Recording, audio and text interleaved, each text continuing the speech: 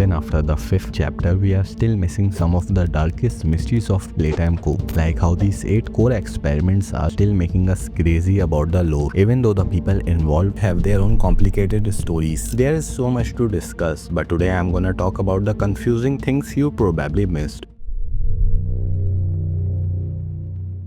If you are playing Poppy Playtime, you probably heard of a secret plan called the Bigger Bodies Initiative. This project is the reason every monster in the game exists, and it's the main reason the factory is such a total disaster today. But how did things get so bad? Well, back in the 1980s, Playtime Co was in huge trouble. They were losing money fast and people were starting to turn against them. Things went from bad to worse when they released the Smiling Creators. Instead of being cute and cuddly, Catnap started giving kids terrifying nightmares, which pretty much destroyed the company's reputation. Even though the workers were getting suspicious, they noticed strange things happening behind the scenes and began to complain to their bosses about the company's creepy secrets. To save the company, one of the head executives and a doctor working on the company's scientific experiments, My name is Harley Sawyer, pitched the idea of the Bigger Bodies Initiative. Before that, the company had already constructed an organic living toy in Poppy Playtime, the titular red-haired doll.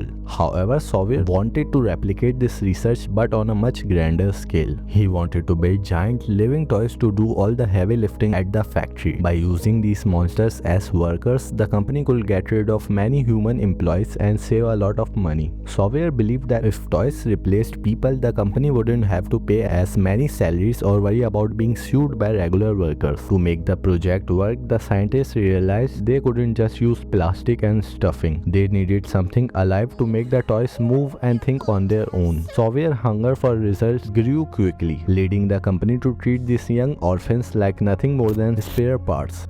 The tests in the game station weren't actually for the kids' entertainment. They were a cruel way to see which children were strong enough to survive being turned into a toy.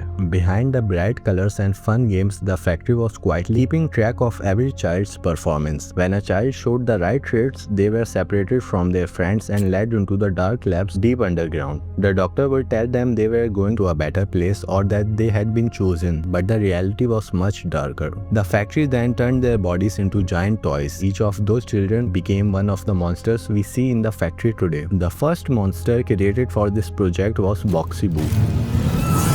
After that, Sawyer made many others like Huggy Wuggy, Mommy Longlegs, and Catnap.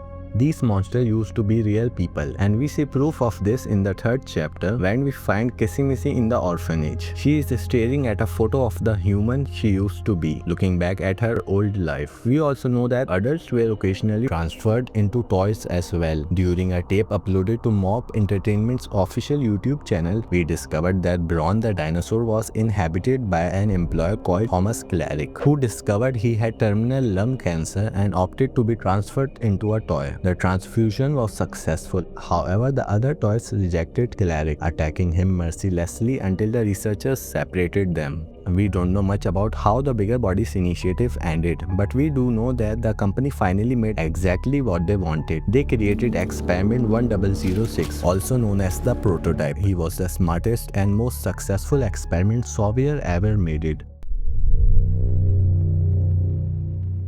The prototype was the first of Elliot's 2 experiments and the test run for making Poppy, hence the moniker. And from what we know so far, he was created using a boy named Ollie. How do we know this? Well, it's all circled back to one tape found in chapter 5.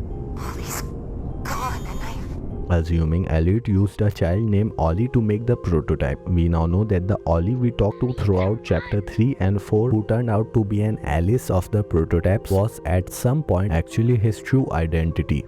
There is a long period of time where we don't know what happened to the prototype, but we do know he gained some strange and scary powers. In a secret tape from chapter 3, we found out he can copy the voices of people he has met to trick others.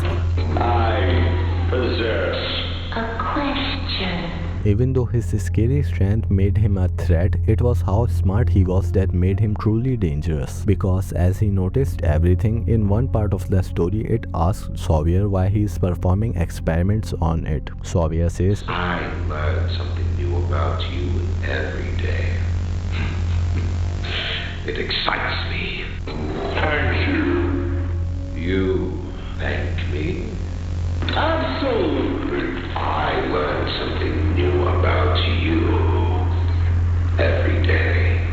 This shows that the prototype was studying the human just as much as they were studying them. This high intelligence and ability to manipulate others is exactly how he gained the trust of a young boy named Theodore Gramble. Theodore loved the prototype, and over time it used him to try to flee the factory. However, Gramble was almost killed while opening up the escape route, causing the prototype to call off the plan and return him to the orphanage, where he was transformed into Catnap. In chapter 5, we discovered that this escape attempt happened before anyone even knew the prototype or Poppy existed, and was actually the catalyst that revealed their existence to the Playtime staff. Moreover, in a biography of Ludwig found during chapter 2, we learned that in the 1960s he divorced his wife and endured an unfortunate family death. It's never clarified which member of his family passed away, although it's heavily theorized that Ludwig's daughter was the family member he lost. The recording explains that Elliot was extremely sad after his loss, but he suddenly returned to work and grew his company anyway. This strange change in his mood might be because a new project at Playtime Co gave him a chance to see his dead daughter again. If we believe his family tragedy was losing his daughter, then the rest of the story starts to make sense. Elliot was heartbroken and wanted her back, so he experimented with poppy flower mixtures and successfully put his daughter's soul into the Poppy doll.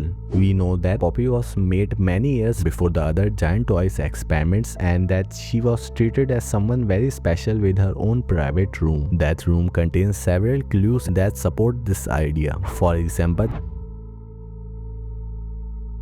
the most fascinating detail is that this room connects directly to Elliot's personal office. It seems like he built the room this way so he could always be near Poppy and keep her protected, which is also why she was kept inside a locked glass case. Ludwig didn't care about biological experiments or living toys. He merely wanted to bring his daughter back to life. If you connect this to a common theory, then Elliot is actually the prototype. The story became much clearer. Poppy hates the prototype because he is her father. He is the man who trapped her soul inside a doll because he could not let her go after she died. This also explains why the prototype treats Poppy differently than the others. During the hour of joy, he placed her safely back into her glass case to keep her away from the violence and make sure that she stayed completely safe. At the end of the day, it's entirely speculation. We have no clue whether any of this is accurate. However, it's definitely food for thought while we wait to see how the story develops in the chapter to come.